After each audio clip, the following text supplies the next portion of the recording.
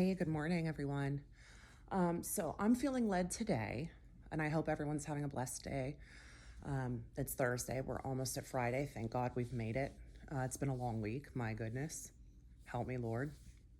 Um, but I'm feeling led today to share a bit of my testimony.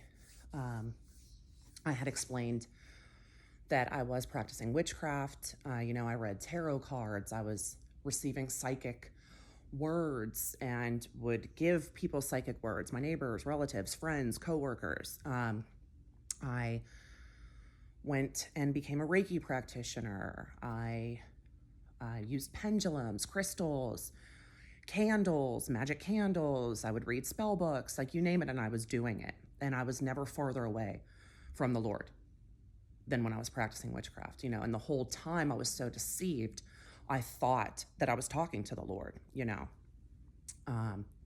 But I've received a lot of comments on multiple platforms, a lot of messages, a lot of people asking, how did you know? And I won't go into the visions fully, like from the Lord. I explained in one of my first videos that the Lord had literally pulled me out by my hair. And I mean that. I have, right before, being delivered from witchcraft, I did have a vision that absolutely shook me to my core.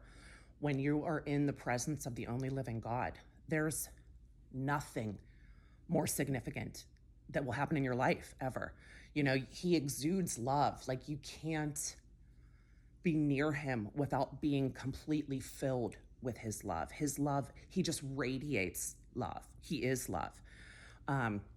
So being in his presence, you couldn't even comprehend how much love he has for you, how much he loves you. Your physical body couldn't even contain the amount of love that he has for you. So again, it was very close to me seeking out someone to help with deliverance because I didn't know how to make it stop. And I'll get into what was going on. But I had had a vision from him that just shook me to my core. And I had had a few people that he had put in my path, and I thank God for them. They would come to me and say, how do you know you're talking to God? And around that time, and after receiving, multiple visions, which at one point, whenever I am led, I'll share, but I'm not feeling led to share exactly what the Lord had shown me just yet. But these people, would come to me and say, like, how do you know you're talking to God? And I was feeling really led, especially after receiving this vision, am I talking to God? So I started to research, what does God say about what I'm doing? And my mind was blown because I realized, oh my goodness, this is an abomination to God. Who am I really talking to? And it was at that moment. So in the beginning, these spirits would try to help me. They would show me the truth in some things. In a lot of things, they wanted me to trust them. They wanted me to continue practicing witchcraft and continue leading others astray. I turned many people on to witchcraft, which I apologize to the Lord for continuously. My goodness, and I've contacted them, I've reached out to them, and I pray for them to this day that they, walk away from witchcraft. But once I realized, oh my goodness, this isn't good, what I'm doing. This isn't God that I'm talking to. Again, in the beginning, these things were my friends. These things would give me psychic revelation. These things would, give me words. These things would lead me and guide me. And once I realized who I was talking to, the script literally was flipped. My whole world was flipped upside down. And these demons realized, oh, crap, she knows. Like, now let's just openly destroy her life. And I'm not going to even go into all of the things that had happened, but I'll explain a bit. Once they realized that I knew who I was talking to, I'll just say, my son at that point was suicidal.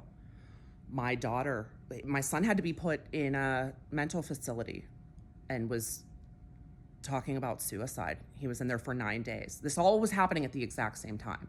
Once I realized, oh my goodness, this isn't God that I'm talking to. My whole life was changed for the worst. Everything terrible was happening. Financial distress, health issues. My daughter, I'd go outside and I'd hear her arguing with herself. She'd be screaming, "Stop it! Shut up!" And I'd say, "Who are you talking to?" And she'd cry daily, continuously. And she would say the same thing over and over again.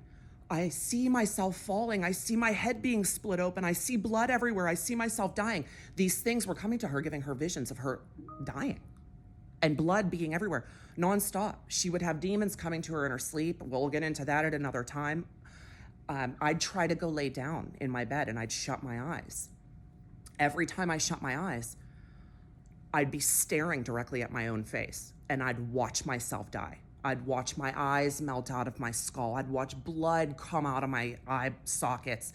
I'd open up so that I'd go to try and lay down again and fall back asleep, and I'd be staring at my son and I'd watch my son die.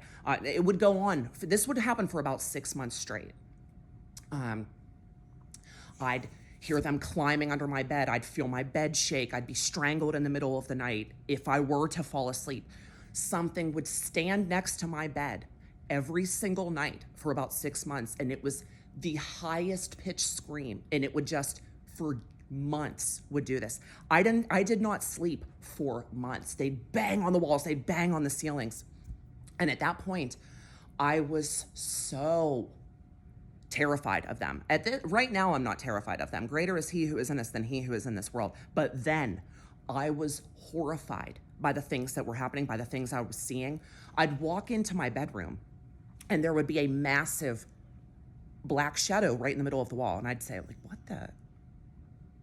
And I'd go to turn and I'd watch it move a foot. And I'd be like, and then I'd go to walk again and it would move another foot. And I'd turn back and look at it. And then I actually watched one of them, a massive shadow right in the center of my bedroom wall, go whoop, and right out of my bedroom. And I was like, oh my goodness. Oh my goodness. I contacted so many churches. No one knew what to do. I had contacted probably 3 separate churches. One of them had openly shamed me in front of their whole congregation, telling me there's no magic pill, pretty much saying I was making this up. As a result of that, I didn't seek any help for about 6 months. So I endured this for about 6 months. I tried everywhere. And, Jesus came here. He came here not only to die for us, he came here to teach us. He was casting demons from human beings. So the churches, they really need to get with it. The church really needs to wake up and understand that demons are real. And we're under attack. We're in a spiritual war. And I am going to do a part 2 about this. So I'm going to end it here, and then I'll be getting back with a part 2, just to explain, how it did stop, how I did finally make it stop. God bless.